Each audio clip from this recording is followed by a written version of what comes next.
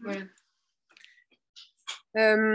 On est très très contente et content d'être là ce soir, à la fois pour le thème qui nous rassemble, puisque Lilith pourrait être un personnage considéré à la fois comme féministe et comme queer.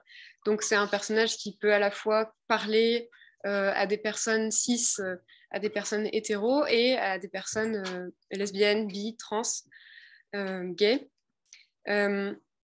Et aussi parce que c'est la rabbin Iris Ferreira qui est avec nous ce soir pour en parler. C'est la 3e fois que tu nous fais l'honneur et la joie de venir nous enseigner et puis échanger avec nous. Merci beaucoup.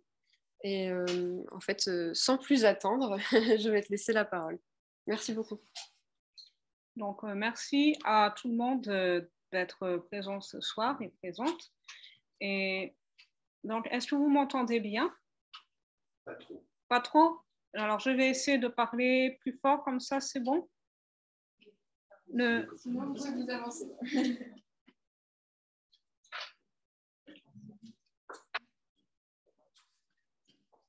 Très bien.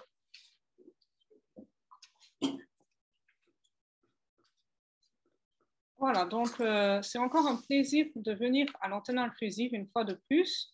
Et cette fois-ci, le thème qu'on m'a proposé de traiter, c'était Lilith, un personnage féministe et queer dans la Bible hébraïque.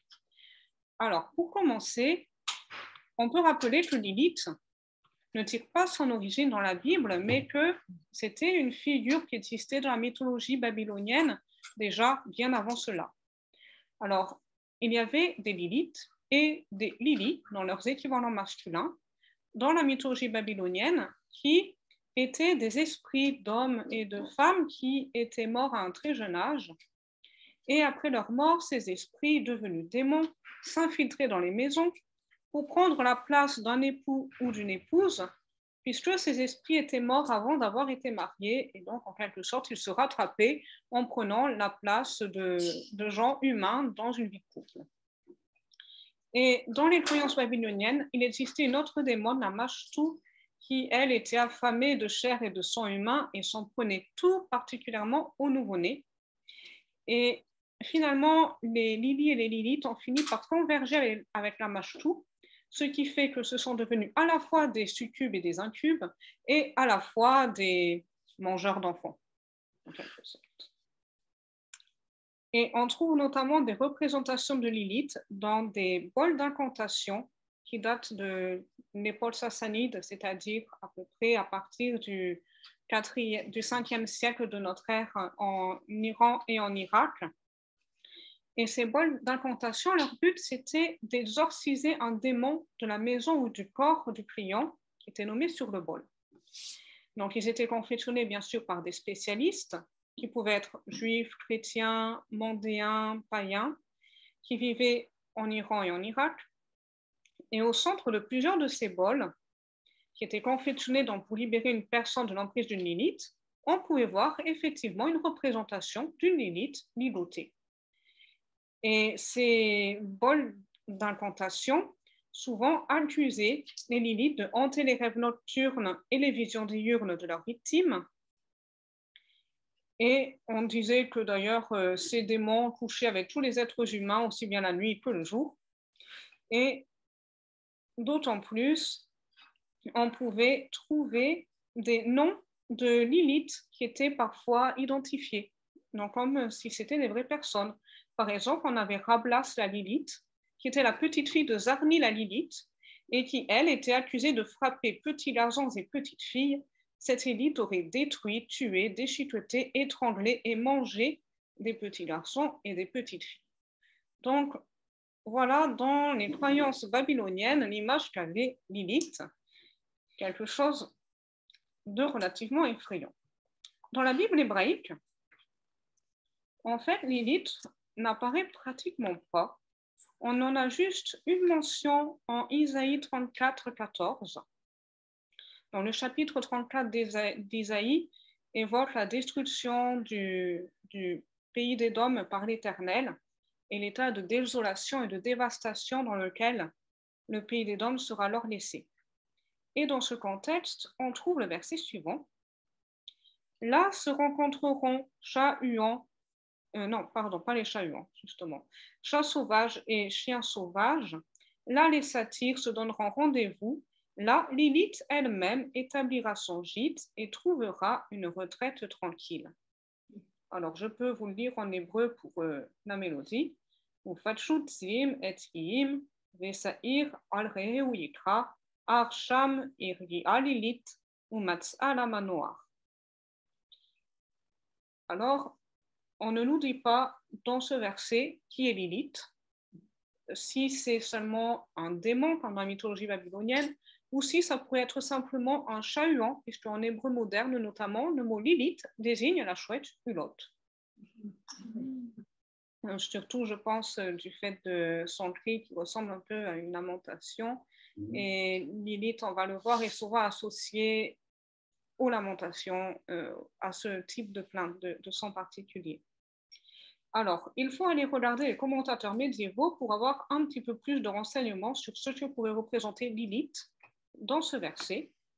Donc, Rachi, qui a vécu à peu près au XIe siècle en France, nous dit que c'est le nom d'une démone. Ensuite, on a un autre commentaire qui précise que c'est non seulement une démone, mais c'est la mère des démons. Et on a aussi un autre sage qui nous précise que Lilith n'avait pas la permission d'établir son gîte parmi les gens, et donc c'était dans les ruines et la désolation qu'elle pouvait trouver son repos.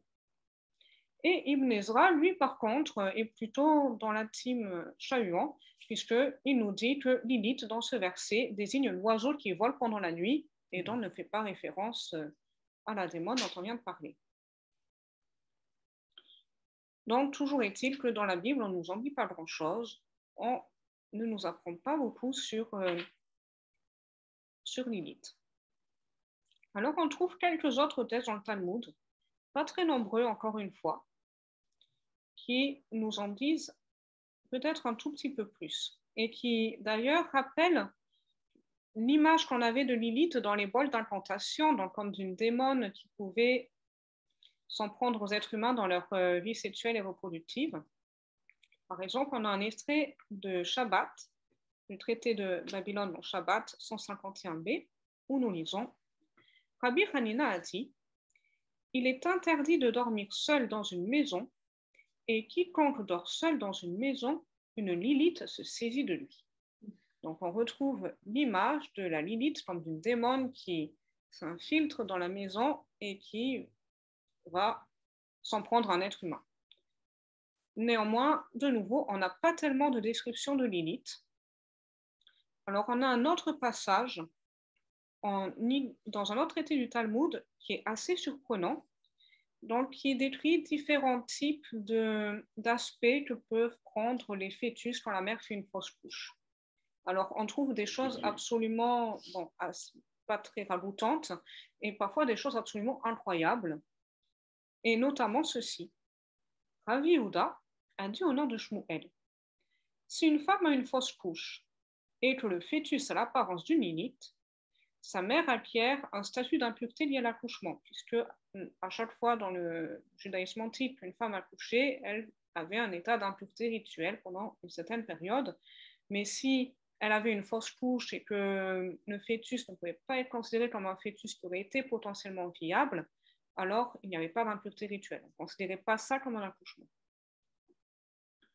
Et là, on nous dit donc, si le fœtus a l'apparence d'une Lilith, là, la mère, on dit qu'elle a vraiment accouché d'un fœtus. Car c'est un fœtus, il est reconnu comme tel, simplement, il a des ailes. De manière similaire, il est enseigné. Rabbi Yossi a dit, donc il y a une anecdote au sujet d'une femme à Simonie qui a fait une fausse couche et dont le fœtus avait l'apparence d'une Lilith. Cette anecdote a été portée à la connaissance des sages et ils ont dit, c'est un fœtus, simplement, il a des ailes. Donc, de ce passage, on apprend qu'une caractéristique majeure qui permet de reconnaître une Lilith, c'est qu'elle a des ailes. Alors, on peut quand même se demander comment une femme a pu avoir une fausse couche d'un fœtus avec des ailes. Je ne sais pas trop ce qui s'est passé. Mais on peut se demander justement si un Lili ne serait pas passé par là, puisque les Lilith avaient aussi des alter ego masculins, comme on l'a vu dans les mythologies babyloniennes, ou qui sait, peut-être qu'il y a encore d'autres choses. Ça, le texte ne nous le dit pas. Alors après, on trouve un autre texte dans le traité Hérouvine qui décrit Lilith comme une démon qui avait des très longs cheveux. Donc c'était la deuxième caractéristique qu'on trouve au sujet de Lilith dans le Talmud, donc les longs cheveux et les ailes. Et finalement, on ne sait pas grand-chose de plus de ce personnage. D'où est-ce que vient Lilith? C'est dans d'autres textes plus tardifs qu'on va trouver des choses beaucoup plus croustillantes sur Lilith. Donc, notamment dans l'alphabet de Ben Sira, qui a été rédigé entre 700 et 1000 de l'ère commune, on trouve l'anecdote suivante. Lorsque Dieu a créé Adam tout seul, il dit « Il n'est pas bon que l'homme soit seul ». C'est un verset de la Genèse, chapitre 2, verset 18. Alors Dieu créa une femme à partir de la terre, comme il avait créé Adam, et il appela cette femme Lilith. Adam et Lilith commencèrent immédiatement à se battre. Elle disait, donc au moment des relations sexuelles, « Je ne me couche pas en dessous ».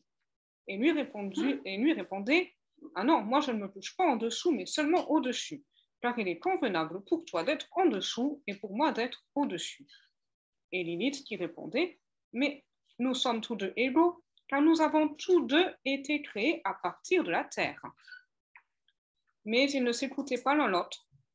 Lorsque Lilith vit cela, elle prononça le nom ineffable, donc le nom de l'Éternel, que l'on ne doit pas prononcer normalement, et s'envola dans l'air du monde.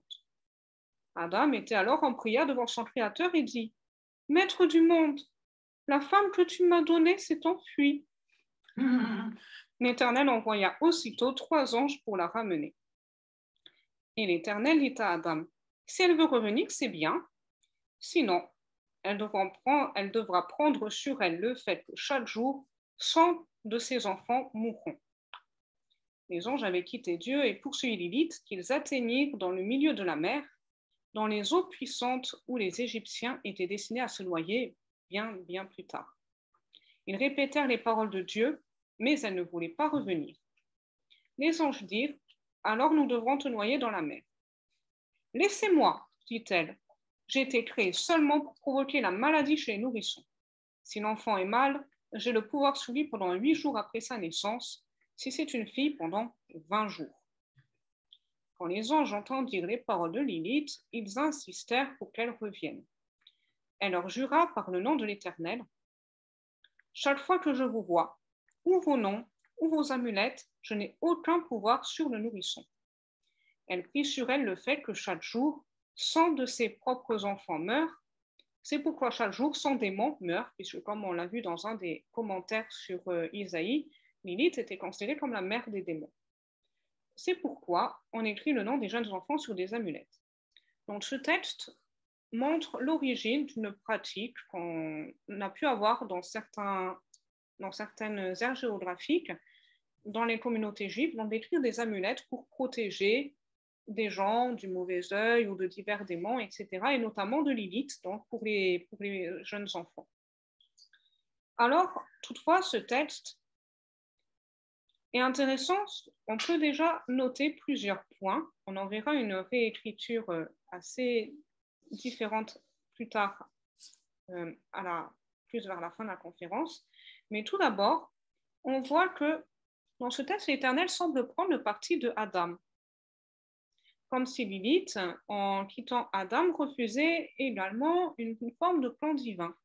Alors on peut se demander si ce n'est pas tout simplement parce que ce texte a été rédigé par probablement un homme dans un système où on avait une certaine hiérarchie de genre qui était entérinée, et donc dans ce contexte, eh bien, on se mettait Dieu de son côté et même on essayait peut-être de justifier un certain ordre établi des choses en disant voilà, c'est Dieu qui l'a voulu, il est d'accord avec Adam dans toute cette histoire. Sauf qu'au final, quand même, Lilith pointe une réalité qui est que Adam et Lilith ont tous les deux été créés égaux à partir du même matériau, à partir de la terre. Et donc, finalement, Dieu, dans cette histoire, son positionnement semble assez étrange de prendre le parti de Adam. On a vraiment l'impression que le rédacteur a envie de garder un certain ordre des choses qui lui est familier.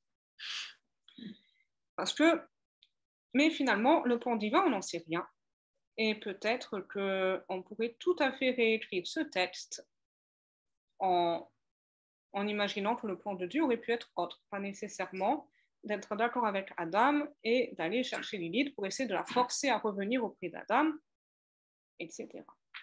Par ailleurs, on peut se demander si ce texte ne reflète pas aussi la peur que si les femmes ont une position d'égalité par rapport aux hommes ou plus de liberté, eh bien, on n'est pas une chute des naissances, puisque la liberté de Lilith est associée au fait qu'après, déjà, ses propres enfants, les démons, vont mourir chaque jour et que, elle pourra aussi éventuellement s'en prendre à des nouveau-nés. Donc, peut-être que dans le sous-texte ou dans l'inconscient qui est derrière ce texte, on a cette peur que si l'ordre qui était voulu change, alors on est moins de naissance. Alors après, ça reste à prouver. Et en plus, on peut tout à fait se demander s'il serait vraiment éthique de vouloir forcer une personne qui n'est absolument pas faite pour vivre une vie de famille à s'engager dans une relation de couple et une vie de famille, si on ne risquerait pas plutôt de faire beaucoup de mal, non seulement à la personne, mais aussi à sa famille, parce qu'une personne qui n'est pas épanouie en tant que parent, eh bien, le conjoint ou la conjointe, les enfants peuvent aussi en subir les conséquences. Et d'autant plus, on voit que Lilith, malgré le lourd prix qu'elle devait payer pour garder son indépendance, a préféré garder son indépendance plutôt que de se contraindre à suivre la volonté d'Adam, ce qui montre à quel point on peut considérer comme plutôt intolérable le fait de vouloir forcer les gens à aller contre leur nature, contre qui ils sont. Autre chose sur laquelle on peut réfléchir par rapport à ce texte, c'est sur la dispute entre Adam et Lilith au sujet de qui est en dessous, qui est au-dessus. Déjà, je me dis que s'ils avaient vraiment de l'amour et de l'affection l'un pour l'autre, ils auraient certainement trouvé une solution qui leur convienne à tous les deux. Et si là, on a plutôt l'impression que la relation sexuelle devenait le lieu de recherche de pouvoir et de domination sur l'autre, de la part d'Adam principalement. C'est lui qui affirmait que non, il fallait qu'il reste au-dessus. Et on peut se demander si les choses n'auraient pas été différentes s'ils avaient d'abord développé des liens d'amour et de respect l'un envers l'autre. Si Adam avait considéré Lilith comme une égale et comme une autre personne qui était libre comme lui et qui avait aussi le droit d'émettre une opinion, son avis sur tout cela. Bref, toujours est-il que le premier couple de l'humanité était plutôt mal parti.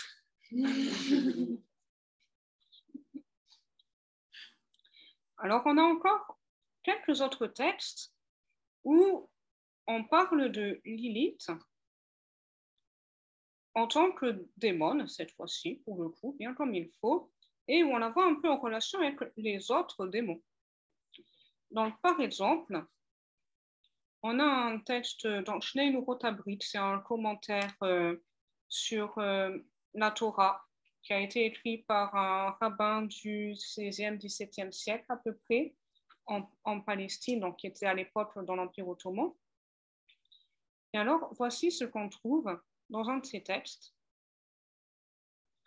Donc, on nous dit que Myriam et ses compagnes avaient pris des tambours et des cymbales, donc c'est dans l'Exode, chapitre 15, verset 20. Donc, lorsque les Hébreux venaient juste de traverser la mer Rouge et que les Égyptiens avaient été noyés et que donc Myriam et d'autres femmes se réjouissaient avec tambourin et cymbales. Et là, on nous explique qu'en hébreu, le mot tof, donc le tambour, a pour valeur numérique 480. En hébreu, les lettres correspondent aussi à des chiffres, à des nombres. Et donc, chaque mot correspond à un nombre. Donc, tof, tambour, 480. Or, le mot Lilith a aussi pour valeur numérique 480. Alors, le texte dit que Myriam et ses compagnes, en prenant les tambourins et les cymbales, qui avaient pour valeur numérique 480, donc neutraliser leur, on va dire, alter ego négatif, les démons, Lilith, en quelque sorte, et une autre démon, donc Mahalat, en fait, etc. Donc ici, on a l'impression dans ce texte d'une image entre les justes et les démons, avec l'idée que les justes arrivent à vaincre les démons. Quand on lit comme ça paraît un peu manichéen. Ça fait vraiment les forces du bien contre les forces du mal. On peut se dire que dans la réalité, les choses sont un peu plus nuancées que ça. Mais on va voir, ce qui va être intéressant plus loin, c'est comment est-ce qu'on vainc un démon, entre guillemets, et est-ce que vaincre un démon, c'est nécessairement l'anéantir? Telle sera aussi la question qu'on peut se poser. Alors, on a un autre texte dans le même commentaire qui décrit justement les relations entre Mahalat, donc l'autre démon, et Lilith. Donc, Lilith avait dirigé, on va dire, une troupe de 480 démons. Donc, ça faisait beaucoup de monde. Et Mahalat, 478. On dit que Lilith et ses démons passaient leur temps à gémir, à ululer, un peu comme un cri de chouette, comme une espèce de plainte, un peu peut-être comme certains sons de chauffard, pour ceux qui savent à quoi ça ressemble, le son du chauffard.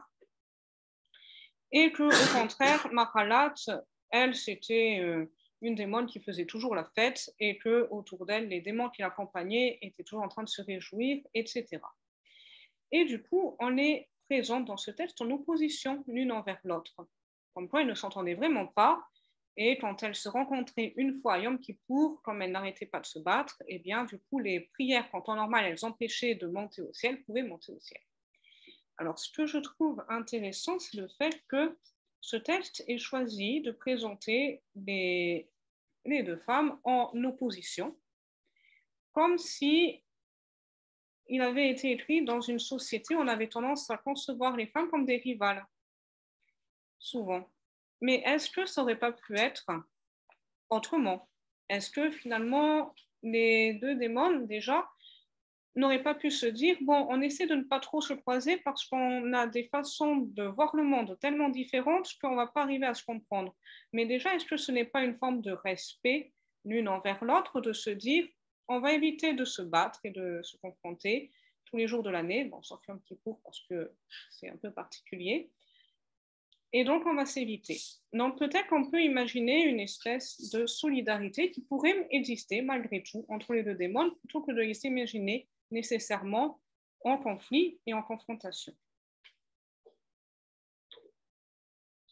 Alors après, on a d'autres textes intéressants au sujet de Lilith et Samaël. Donc, Samaël est un autre démon et souvent qui est considéré comme le conjoint, le partenaire de Lilith. Alors, la nature de leur relation, on peut imaginer ce qu'on veut. On peut très bien imaginer qu'ils avaient une relation uniquement fraternelle. D'ailleurs, on trouve des textes qui décrivent Samaël et Lilith plus comme dans une relation fraternelle que mari et femme, j'ai envie de dire. Et on trouve aussi, donc, de nouveau un texte qui joue sur les valeurs numériques des noms. Samaël, ça ferait une valeur numérique de 131 et lui dirige 130 clans de démons. Lilith, on l'a déjà dit, 480. Et donc, elle dirige 480 clans de démons, plus 1, c'est elle qui est au-dessus de tous ces 480-là, donc on monte à 481. Et ainsi, on obtient 481 plus 131, ça fait 612. Ça fait le mot Brit en gematria qui veut dire alliance. Donc, Alors, après, du coup, le commentaire va en disant que quand Samuel et Lilith s'unissent, donc font alliance en quelque sorte, on a l'androlomoussia qui vient dans le monde. Alors, qu'est-ce que c'est que androlomoussia? On trouve comme définition un châtiment aléatoire. C'est un châtiment qui s'abat sur le monde et qui va frapper aussi bien les justes que les méchants, qui frappe tout le monde. Mais le texte aussi dit que c'est ce mot androlomoussia est relié à ce qui est à la fois masculin et féminin, avec andro pour le masculin, lomoussia pour le féminin, comme l'androgynos, autrement dit. Donc, lorsque Samaël et Lilith s'unissent, on a masculin et féminin qui sont unis, et on nous cite donc l'exemple d'une situation qui serait comparable à une personne androgynos, donc une personne intersexe qui a à la fois des caractéristiques féminines et masculines. Alors, on peut se demander ici, ce qui est très troublant, je trouve, c'est le lien qu'il pourrait y avoir entre l'androgynos et le lien qui est établi entre androgynos d'une part, cette notion de posséder les deux aspects, masculin et féminin, en même temps, et la peur d'un châtiment d'autre part. Est-ce que, encore une fois, on n'aurait pas ici une crainte d'un renversement d'un ordre établi et rassurant par les rédacteurs du texte, par ces démons qui peut-être permettraient une possibilité d'existence au-delà de la simple division hommes et femmes et qui permettrait à la fois, pourquoi pas, d'associer les deux et pourquoi pas d'imaginer aussi d'autres combinaisons, et que peut-être les sages dans ce texte se sont dit, mais oulala, si on va dans ce sens-là, ça va être la confusion, notre ordre bien binaire qu'on connaît va être complètement éclaté, et comment nous, on va s'en sortir. Donc, on a l'impression ici j'ai l'impression que les rédacteurs de ce texte ont tendance à peut-être démoniser l'infinité variation possible des gens, peut-être parce que ça leur faisait un peu peur, dans le fond. Mais que peut-être que le monde serait beaucoup plus apaisé sans cette peur, justement. Et par ailleurs, on peut aussi se demander si cette peur ne révèle pas une certaine faille dans l'humanité, comme on va voir dans un autre texte que peut-être que Lilith et Samaël seraient là pour montrer aux êtres humains là où parfois ils sont trop limités, là ils pourraient s'améliorer. Par exemple, un texte nous dit: une personne devra faire attention lorsqu'elle organisera un banquet en l'honneur d'un commandement, comme un banquet de circoncision, de fiançailles, de mariage ou de bar mitzvah, qu'il y ait parmi les invités des pauvres et des orphelins, et de faire preuve d'égard envers eux avec des paroles agréables. Car celui qui organise des réjouissances pour son fils ou pour sa fille, et qui n'invite pas de pauvres au festin, provoque l'accusation de Lilith, la méchante, tout de suite, on l'appelle la méchante, et de Samaël, qui font alors survenir des souffrances et des mauvaises choses sur l'organisateur du banquet, comme nous le trouvons au sujet du banquet de notre père Abraham. Et la suite du texte raconte que Abraham avait donné un banquet pour la circoncision de son fils Isaac, mais qu'il n'avait invité que les grands de la génération et pas de pauvres. Et du coup, ensuite, suite à l'accusation de Lilith et Samaël, l'Éternel l'a éprouvé par l'épisode de la ligature d'Isaac, que vous connaissez certainement, lorsque donc Abraham amène son fils Isaac pour le sacrifier en haut d'une montagne, où l'Éternel l'arrête au dernier moment. Et de même pour Job, il avait fait un banquet avec ses enfants, auquel n'était présent aucun pauvre, suite à quoi une accusation a été portée contre lui, au point que tous ses enfants sont morts et qu'il a perdu ses possessions. En revanche, si l'organisateur d'un festin prend garde à inviter des pauvres, alors l'accusateur devient défenseur. Peut-être que la meilleure façon de vaincre un démon, entre guillemets, serait simplement d'agir pour le bien, finalement, et qu'à ce moment-là, ce que nous concevons, ce que ces textes conçoivent comme des démons, entre guillemets, ne seraient plus du tout démonisés, en quelque sorte. Ici, on a donc l'impression que Lilith et Samaël, et les autres qui remettent donc en cause l'ordre du monde tel que les rédacteurs de nos textes cherchent à bien le maintenir, cherchent aussi à montrer aux humains quand est-ce qu'ils échouent pour les pousser justement à s'améliorer. Et peut-être que essayer de rejeter tout le mal sur les démons parce que forcément, lorsqu'ils provoquent un châtiment sur les humains, on n'est pas content, ça ne serait pas aussi le fait de se voiler la face, de vouloir refuser de comprendre ses manquements, d'essayer d'affronter ses peurs ou ses failles, et que du coup, on rejetterait toute la négativité sur ce qu'on qualifie de démon, entre guillemets.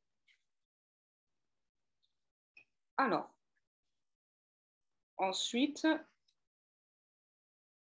on peut passer aux approches plus féministes de Lilith, donc à des approches modernes, donc où on a une réappropriation du personnage de Lilith sous un jour beaucoup plus positif. Donc, comme je l'ai déjà dit, donc si Lilith est perçue négativement dans tous ces textes, c'est sans doute en grande partie parce qu'ils avaient un agenda précis qui visait à maintenir une certaine vision des rôles de genre, etc.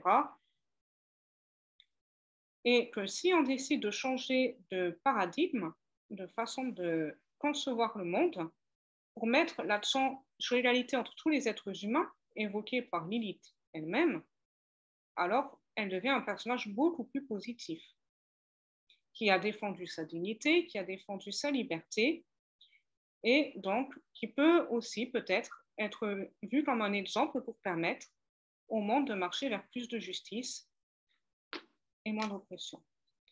Alors, je vais vous lire le Midrash de Judith Plasko, que j'ai en anglais, mais je vais vous le lire en français, au sujet de Lilith.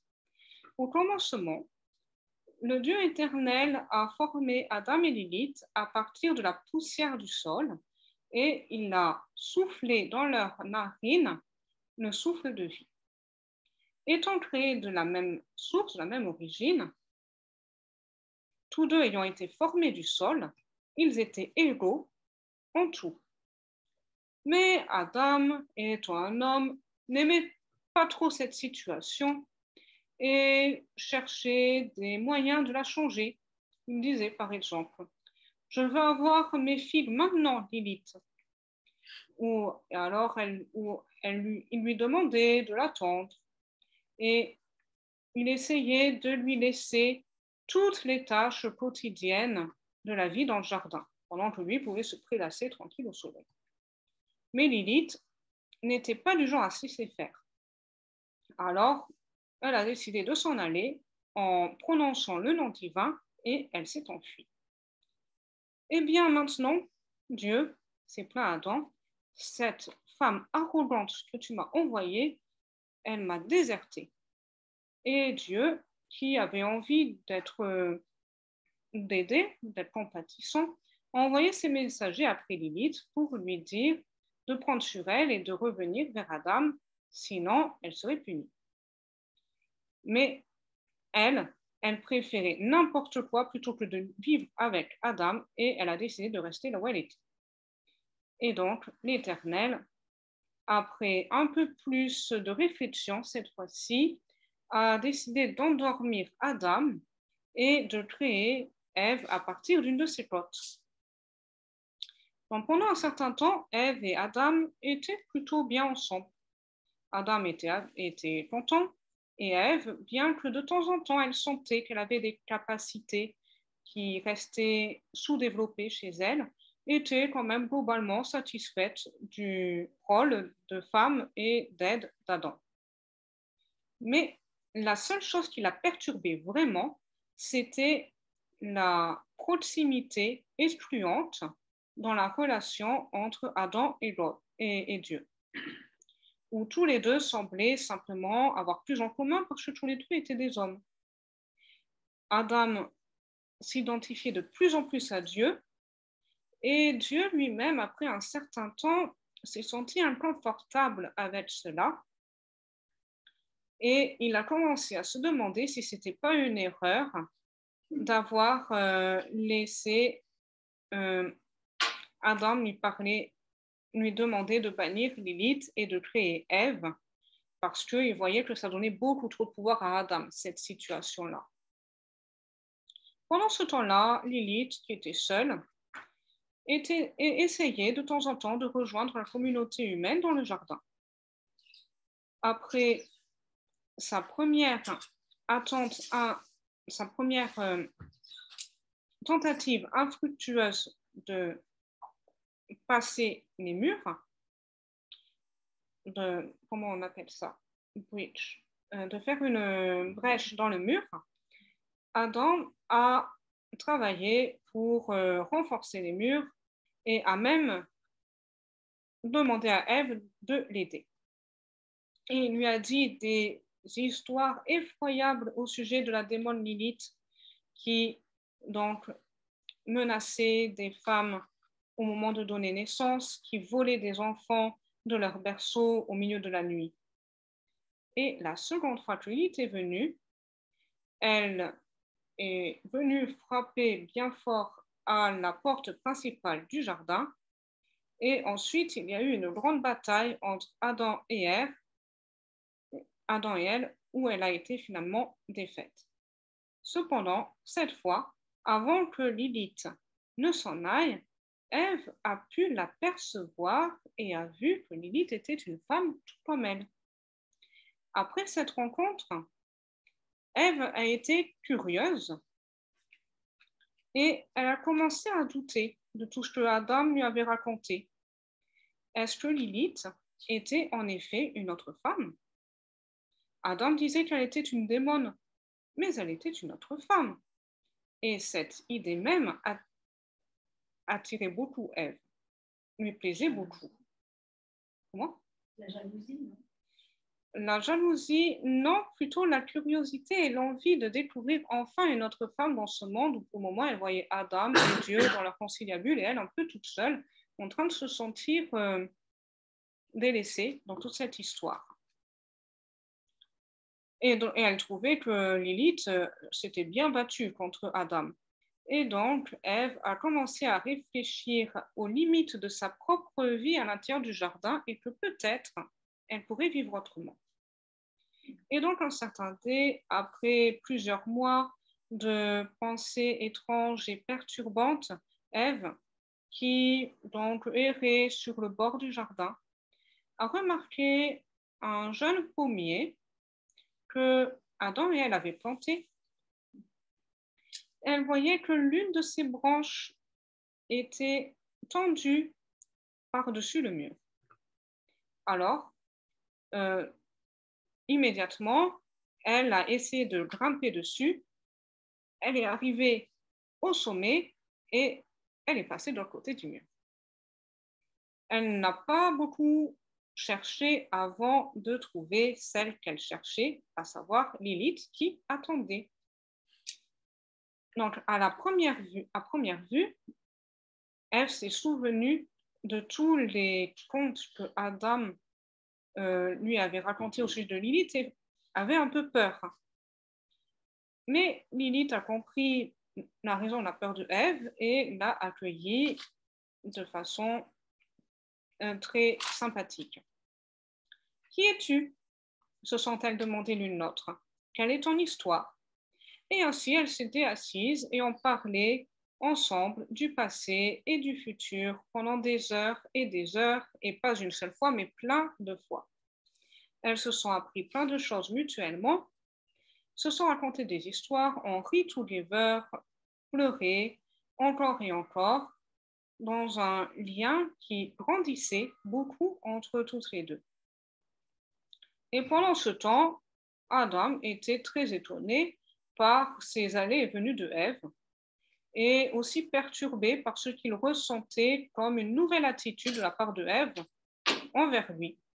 il a parlé de cela à Dieu, et Dieu, lui, qui avait ses propres problèmes avec Adam et aussi une perspective un petit peu plus large, a pu l'aider un peu, mais lui aussi était un peu perturbé par cette situation.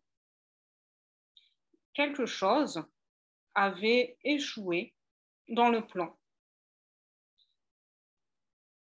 Comme au jour d'Abraham, il avait besoin de prendre conseil à partir de ses enfants. Je suis qui je suis, pensa l'Éternel, mais je dois devenir celui que je vais devenir. Et l'Éternel et Adam étaient quelque peu anxieux, mais dans l'expectative aussi du jour où Ève et Lilith retournaient au jardin avec plein de nouvelles possibilités pour reconstruire tout ceci ensemble. Donc, ce Midrash présente une version plus féministe de Lilith qui montre comment le personnage de Lilith a pu conduire Ève à reconsidérer sa propre vie, ses propres possibilités. On peut aussi s'interroger sur la relation entre Lilith et Ève, à quel point c'était une relation entre sœurs, entre guillemets, ou est-ce que ça pouvait aller un peu plus loin. Le Midrash nous laisse libre d'imaginer comme on le souhaite. Et donc, ça peut nous montrer Lilith comme justement une figure qui peut aider à progresser plutôt et dont on n'a pas forcément à être effrayé, en quelque sorte. Et voilà, donc je pense que j'ai fait un peu le survol de l'ensemble des textes et on peut maintenant échanger ensemble. Merci beaucoup.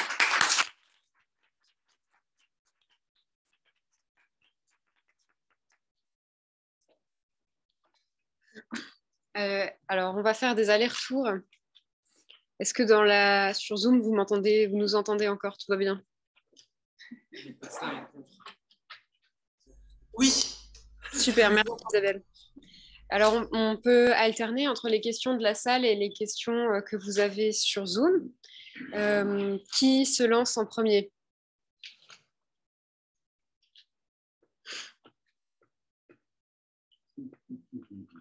Oui, alors on va prendre une question dans la salle et puis s'il y a quelqu'un dans Zoom qui veut déjà préparer sa remarque ou sa question. Merci Ginastan. Tout d'abord, merci pour cette intervention. J'avais une question sur le contexte dans lequel a été écrit ce dernier article, si c'est possible. Oui, alors Judith Pasco, donc c'est une... Ah oui. Donc, dans quel contexte a été écrit donc ce dernier esprit? Donc, Judith Pasco, donc c'était une théologienne juive et féministe, donc qui a écrit ce midrash vraiment à l'époque moderne, hein, c'était au XXe siècle, donc aux États-Unis, elle était. Voilà. Est-ce que de votre côté, derrière l'écran, quelqu'un souhaite prendre la parole? Alors, il y a Valérie qui dit d'abord merci pour tout, et qui demande ensuite qu'est-ce qui vous a emmené ou donné envie de creuser ce sujet? Alors, il y a plusieurs choses. Donc, d'une part, on me l'a proposé par l'antenne inclusive. Ensuite, j'avoue que le personnage de Lilith, en tant que première femme d'Adam qu'il avait quitté pour devenir démon et tout ça, enfin, je trouve l'histoire assez captivante et vraiment intéressante à creuser, d'autant plus que c'est un personnage, je trouve, qui permet de vraiment remettre en question tous les cadres bien délimités et un peu de permettre de passer un peu de l'autre côté des murs et des frontières. Et c'est aussi ce qui m'intéressait beaucoup avec ce personnage. Quand Dieu il a vu Ève qu'il voulait aider Adam, qu'est-ce qu'il lui a dit pour aider Adam? Ah oui, alors là, dans le Midrash, oui. Donc, la question, c'était quand Dieu a vu Lilith et Ève et qu'il voulait aider Adam, qu'est-ce qu'il a dit à Adam pour l'aider? Alors, j'aurais envie de dire que là, peut-être on est libre d'imaginer la réponse de Dieu à Adam et qu'est-ce que Dieu a pu lui dire. Peut-être qu'il a pu essayer de dire à Adam, écoute, si tu t'es mis dans le pétrin, c'est peut-être un peu de ta faute aussi. Peut-être qu'il a essayé de lui ouvrir un peu l'esprit sur d'autres façons de voir les relations de couple, de voir les individus qu'il avait en face de lui, quelles que soient ces personnes. On peut imaginer que pour aider Adam, Dieu a essayé de l'aider à grandir un peu là-dessus. Est-ce que c'est pas une symbolique le fait que Dieu ait créé Adam et Lilith à partir d'un même père, que bizarrement Lilith représente le mal et Adam le bien, Oui. et que Lilith a été chassée pour être remplacée par une femme qui représente aussi le bien. Est-ce que c'est pas plutôt cette symbolique qui est représentée dans la Bible? Dans le Midrash que je vous ai présenté dans l'alphabet Ben Sira, si, clairement, c'est cette symbolique-là, parce que dans le système de pensée des rabbins de l'époque, il était clair que les hommes avaient un certain rôle dans la société, les femmes avaient un certain rôle, que si les choses étaient ainsi, c'est que ça devait être ainsi, que Dieu l'avait voulu comme cela, et que Lilith, qui faisait un peu le trouble fait dans toute cette histoire, ne pouvait pas être quelqu'un de positif. Clairement, oui, dans le contexte, oui. Et en fait, il voulait créer le bien et le mal. Alors là... Pour que le mal équilibre le bien. Oui.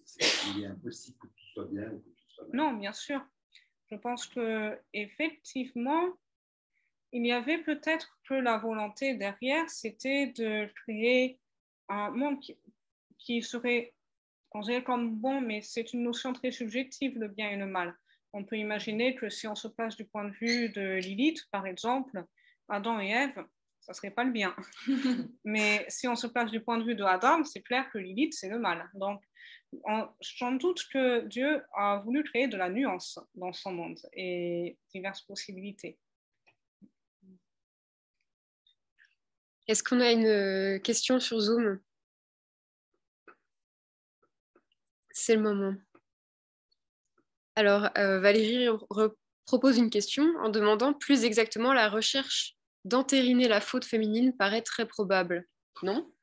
Alors, donc j'ai entériné la faute féminine. Alors, oui, ça c'est fort probable. Ça c'est sûr.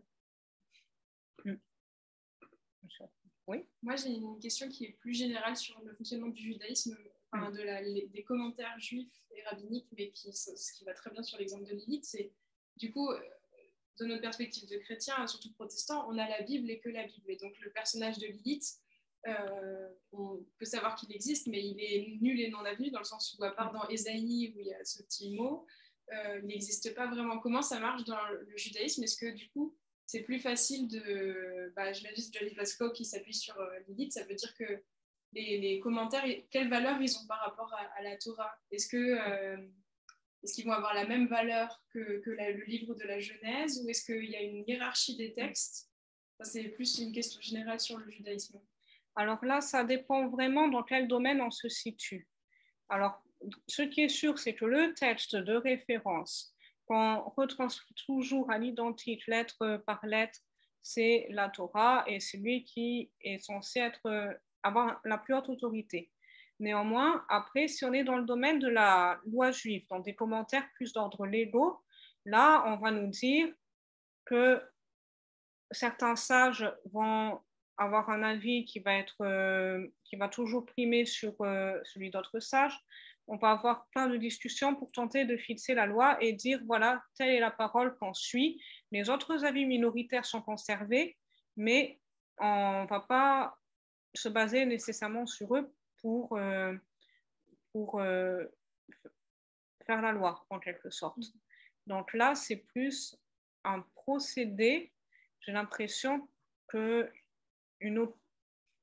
oui, après, il y a d'autres choses. Par exemple, on considère que c'est le Talmud de Babylone qui a qui fait autorité par rapport au Talmud de Jérusalem, tout simplement parce que le Talmud de Babylone a été clôturé après le Talmud de Jérusalem, et dans certains sages, on dit, du coup, les sages du Talmud de Babylone avaient toutes les informations qu'avaient aussi les sages de Jérusalem, mais encore plus, puisqu'ils ont clôturé leur Talmud après. Donc, du coup, on se base sur le Talmud de Babylone pour ensuite fixer la loi, qui ensuite a été codifiée. Donc, le texte qui fait le plus référence de nos jours encore, c'est le Shulchan Aruch, donc un code de loi qui a été établi à partir du Talmud, mais pas que, à partir aussi de codes précédents, au XVIe siècle à peu près. Alors après, pour tout ce qui est des commentaires midrashiques, par exemple sur Lilith, là, je n'ai pas l'impression qu'il y ait forcément une hiérarchie. Il y a simplement des textes, des traditions différentes sur lesquelles on peut s'appuyer à des visées homilétiques pour, sur le plan moral, sur le plan de la réflexion, de l'histoire, de mettre en perspective avec une école donnée, par exemple, une situation donnée, mais qui ne va pas vraiment avoir d'importance légale. Donc, on n'établit pas de hiérarchie en disant tel texte est plus important que tel autre ou quoi. Ils sont simplement les uns à côté des autres. Et puis après, chacun va chercher dans différents corpus. C'est au tour de la salle virtuelle de s'exprimer. C'est l'occasion. Sinon, je vais laisser la parole aux personnes qui sont présentes dans la salle à la paroisse Saint-Guillaume. Ok, alors Génestan, vas-y. J'avais une question sur une fois que ce commentaire a été écrit au XXe siècle, quelles a été les réactions Alors, j'ai l'impression qu'il a plutôt été très bien reçu dans le milieu féministe et dans tout le judaïsme progressiste, même dans les milieux lesbiens, par exemple, ce texte, j'en ai vu des extraits dans un livre de Rebecca Alpert, donc, qui était une rabbin américain et lesbienne aussi. Et alors après, je pense que les communautés qui sont plus traditionnalistes ne seront pas forcément allées regarder ce texte et ne vont pas forcément s'y intéresser de toute manière. Je ne me souviens pas d'avoir lu de critiques virulentes contre, à moins que certaines personnes n'en aient eu connaissance, mais non. Donc, voilà. A priori, ça a été plutôt une bonne réception. Alors, juste pour les personnes qui étaient sur Zoom, je pense que vous aurez sûrement compris que la question, c'était quelle était la réception au moment où a été écrit ce midrash de Judith Plasko dans la communauté juive, notamment américaine, à qui ce midrash était destiné. Voilà. Est-ce que à votre tour, vous avez une question? Non, a priori. On m'a dit que la peste qui marche dans les ténèbres, qui est indiquée dans le psaume 90 ou 91, enfin selon la numérotation, c'était Lilith. Qu'est-ce que vous en pensez? Alors, est-ce que j'ai pas déjà... C'est fort possible, parce qu'il y a plein de commentaires parfois. Je me demande si j'ai pas croisé celui-là quelque part, mais j'ai pas tout intégré parce qu'il y en a beaucoup. Mais par exemple, j'ai trouvé un texte qui nous disait, qui avait un verset qui disait « La lune va pâlir et le soleil aura honte », en disant la lune, cette lune qui pâlit, c'est Lilith, et le soleil qui aura honte, c'est Samaël. Donc voilà, donc parfois on peut trouver des interprétations comme ça sur des versets de psaumes, et la peste qui marche dans les ténèbres, oui, ce serait tout à fait cohérent que certains commentateurs aient associé cela à Lilith. Hein.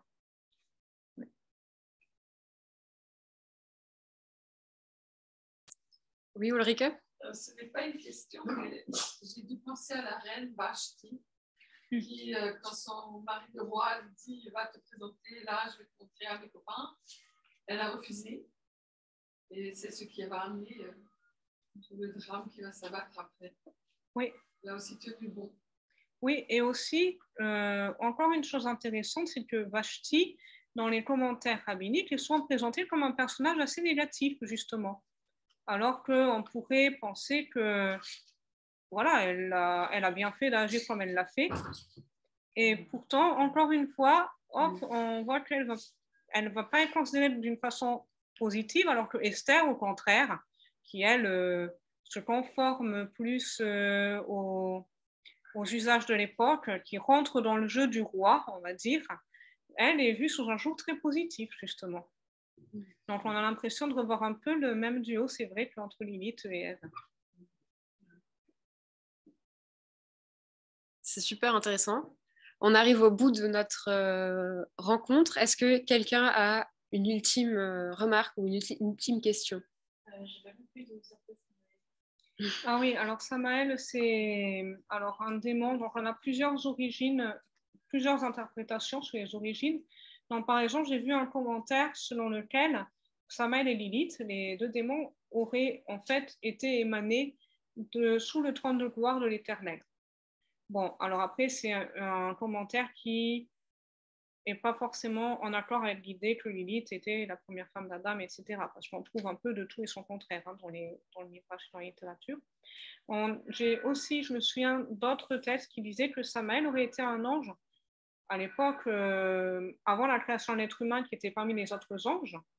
Et au moment de la création de l'être humain, qui se serait opposé à sa création en disant « mais non, cet être que tu es en train de créer, l'éternel, va être un être plein de mensonges, un être qui va faire le mal tout le temps, etc. » Et qui aurait ensuite été déchu pour s'être opposé à la création de l'être humain et serait devenu en quelque sorte l'ange de la mort, l'accusateur, etc. Donc on peut avoir ces diverses interprétations. Ça pourrait peut-être faire le thème d'une prochaine rencontre. Merci encore une fois, merci beaucoup d'avoir apporté cette richesse de la tradition juive d'une manière accessible et d'avoir accepté d'échanger aussi avec nous. C'est très, très généreux. Merci beaucoup. Merci à vous.